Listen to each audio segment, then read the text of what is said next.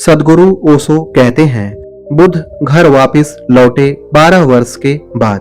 तो बुद्ध ने आनंद से कहा, महल मुझे जाना होगा। यशोधरा 12 वर्ष से प्रतीक्षा करती है। मैं उसका पति न रहा, लेकिन वह अभी भी मेरी पत्नी है। यह ज्ञानी और अज्ञानी की समझ है। मैं उसका पति न रहा, अब तो मैं कुछ भी नहीं हूँ।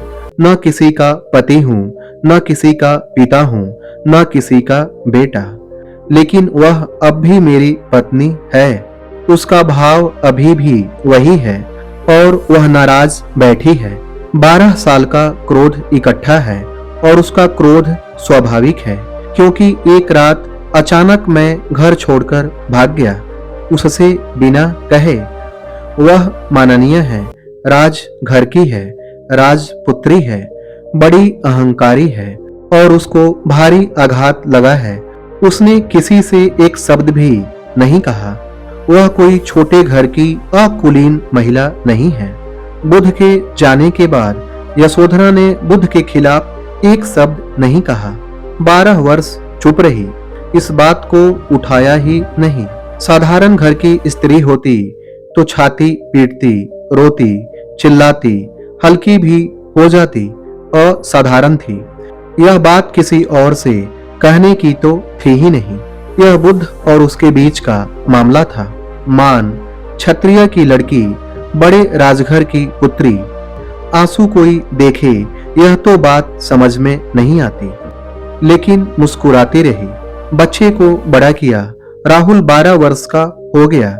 बेटे को भी कभी उसने कुछ नहीं कहा पिता के संबंध में। वह चुप ही रही, जैसे बात ही समाप्त। लेकिन भीतर तो आग जलती रही। बाहर निकल जाती तो हल्की हो जाती। भीतर तो बड़ा क्रोध इकट्ठा होता गया और किसी पर निकाल भी नहीं सकती। यही आदमी जब मिलेगा तभी बात हो सकती है। दूसरे से तो अब कोई बात करने में कोई अर्थ भी नहीं है। दूसरे से तो अब कोई संबंध भी नहीं है। तो बुद्ध ने कहा, वह प्रतीक्षा कर रही है। 12 साल का क्रोध है, मुझे जाना होगा। सारा गांव बुद्ध को लेने आया था। पिता आए थे, परिवार के लोग आए थे। बुद्ध ने देखा, लेकिन पत्नी वहां नहीं थी। बुद्ध ने कहा, वह आएगी भी नहीं, क्योंकि मैं ही उसे छोड़कर भागा हूँ। मुझे ही जाना चाहिए। यह ज्ञानी झुकता है। अज्ञानी को उठाना हो तो ज्ञानी को झुकना पड़ता है। महल के भीतर जाकर बुद्ध ने आनंद से कहा कि तेरी 4 शर्तें जो मैंने स्वीकार की है, अगर तू आज्ञा दे तो आज तू घड़ी भर मुझे अकेला छोड़ दे, क्योंकि मैं यशोधरा को जानता हूँ। तेरे सामने वह एक अभद्र शब्द मुझसे न बोलेगी। तुम्हारे सामने वह शिष्टाचार कायम रखेगी और यह जरा ज्यादती होगी मेरी तरफ से। तुम्हारी मौजूदगी उसे हल्का न होने देगी। 12 साल उसने प्रतीक्षा की है। तू कृपा कर, अगर तू कृपा कर सके तो थोड़ा पीछे रुक जा, ताकि वह अकेले में पाकर अपने सारे क्रोध को निकाल दे। यह एक ही मौका है जब बुद्ध ने आनंद से आज्ञा मांगी। पुरानी जो प्रतिज्ञा थी, जो शब्द मानने थे, उसके विपरीत। और आनंद ने भी यही सवाल उठाया कि परम ज्ञान को उपलब्ध होकर, बुद्धत्व को उपलब्ध होकर कौन पत्नी है, कौन पति? बुद्ध ने कहा, यह मैं जानता हूँ, लेकिन यशोधरा नहीं जानती, और वह भी एक दिन जान सके इसके लिए मुझे 2-4 कदम उसकी तरफ चलने पड़ेंगे। बुद्ध गए। यशोधरा पागल हो उठी, चीखी, चिल्लाई, रोई, नाराज हुई, शिकायतें की, लेकिन बुद्ध चुप खड़े हैं। उन्होंने एक भी बात का जवाब नहीं दिया। उसकी आंखें तो करीब करीब अंधी थी क्रोध से। कुछ दिखाई नहीं पड़ता था।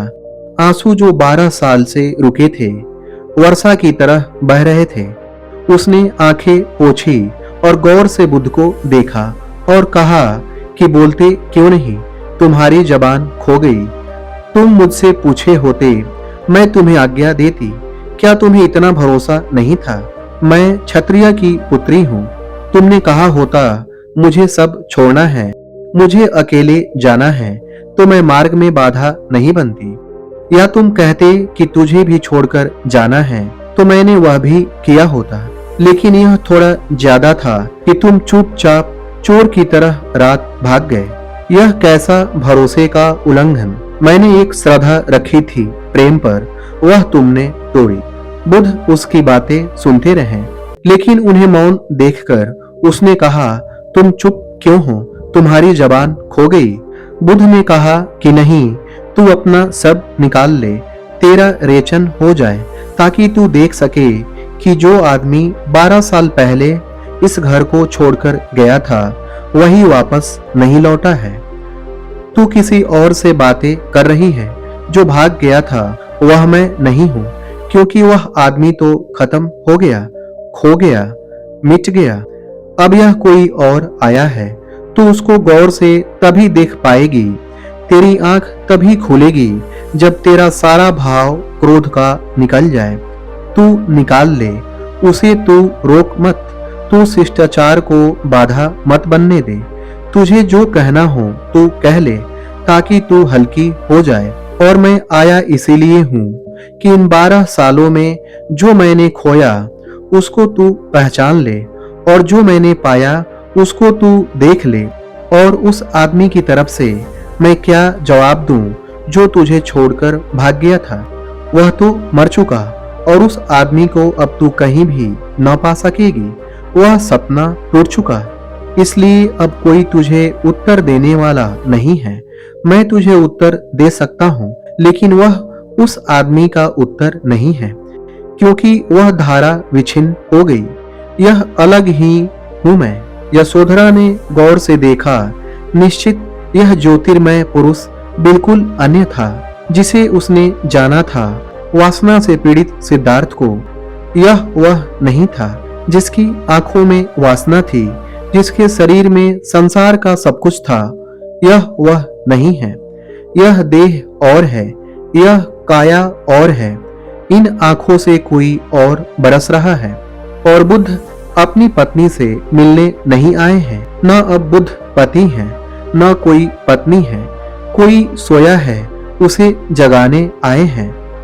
पत्नी झुकी उनके चरणों में और संन्यस्त हुई, और उसने कहा कि मुझे भी मिटने का रास्ता दो, क्योंकि हो होकर मैंने दुख ही पाया है, और लगता है तुम्हें सुख का सूत्र मिल गया है।